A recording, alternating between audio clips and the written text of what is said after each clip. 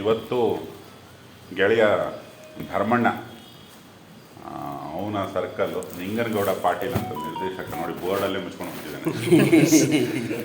ನಾಯಕಿ ಮಣಿಯರು ನಟರು ಎಲ್ಲ ಒದ್ದಾಡ್ಕೊಂಡು ಗುದ್ದಾಡಿಕೊಂಡು ಅಲ್ಲಿ ಇಲ್ಲಿ ಹಣ ಹೊಂದಿಸಿ ಒಂದು ಪುಟಾಣಿ ಸಿನಿಮಾ ಶುರು ಮಾಡಿದ್ದಾರೆ.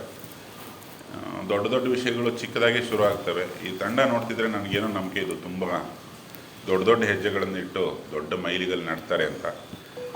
ಅವರದ್ದೊಂದು ಶೀರ್ಷಿಕೆ ಮತ್ತು ಅವರದ್ದು ಶುರುವಾತು ಇವತ್ತಿಂದ ಈ ಮಗಳು ಬದಲಾಯಿಸಿದಾಗೆ ಏನೋ ಒಂದು ಮಗಳು ಬದಲಾಯಿಸಿದೆ. ಮಗು ಅಲ್ಲಿ ಅವನ ಹತ್ರ 5 ರೂಪಾಯಿ, ಇವನ ಹತ್ರ 10 ರೂಪಾಯಿ, ಸ್ವಲ್ಪ ಜಾಸ್ತಿ ದುಡ್ಡಿದ್ದರ ಹತ್ರ ಒಂದು 150 ರೂಪಾಯಿ, ಈ ಥರ ಶೇಖರಣೆ ಮಾಡಿ ಒಂದೊಂದೇ ಈ ಇರುವೆ ಮಳೆಗಾಲಕ್ಕೆ ಫುಡ್ಡು ಸೇರಿಸುತ್ತಲ್ಲ, ಹಂಗೆ ಸೇರಿಸ್ಕೊಂಡು ಮಾಡ್ತಿರೋಂಥ ತಂಡ. ಯಾವಾಗಲೂ ತಂಡಗಳು ಕಷ್ಟಪಟ್ಟರೆ ಸುಖಕ್ಕೊಂದು ಬೆಲೆ.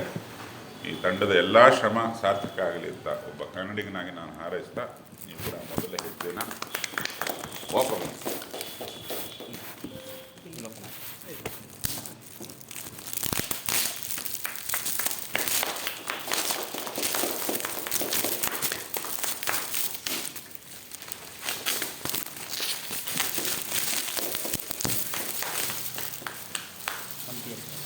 ಜೈ ಹಂಪಿ ಎಕ್ಸ್ಪ್ರೆಸ್.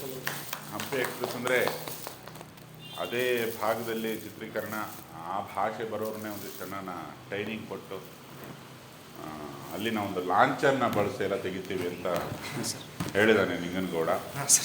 ಇನ್ನೇನು ಹೊರಟರು ಶೂಟಿಂಗಿಗೆ. ಸಮಸ್ತ ಕನ್ನಡಿಗರು ಇಂಥ ತಂಡಗಳಿಗೆ ಪ್ರೋತ್ಸಾಹ ಕೊಡಬೇಕು. ನಾವೆಲ್ಲ ಮೊದಲು ಹೀಗೆ ಇದ್ದವರು, ತುಂಬ ಜನ ಸಿನಿಮಾ ಮಾಡಬೇಕು ಅಂತ ಆಸೆ ಪಟ್ಟವರಿಗೆಲ್ಲ ಒಂದು ಮಾದರಿ ಆಗಲಿ ಈ ತಂಡ ಅನ್ನೋದು ಒಬ್ಬ ಉದ್ಯಮದವನಾಗಿ, ಒಬ್ಬ ಕನ್ನಡಿಗನಾಗಿ, ಒಬ್ಬ ಪ್ರೇಕ್ಷಕನಾಗಿ ನನ್ನ ಹಾರೈಕೆ. ಜೈ ಹಂಪಿ ಎಕ್ಸ್ಪ್ರೆಸ್.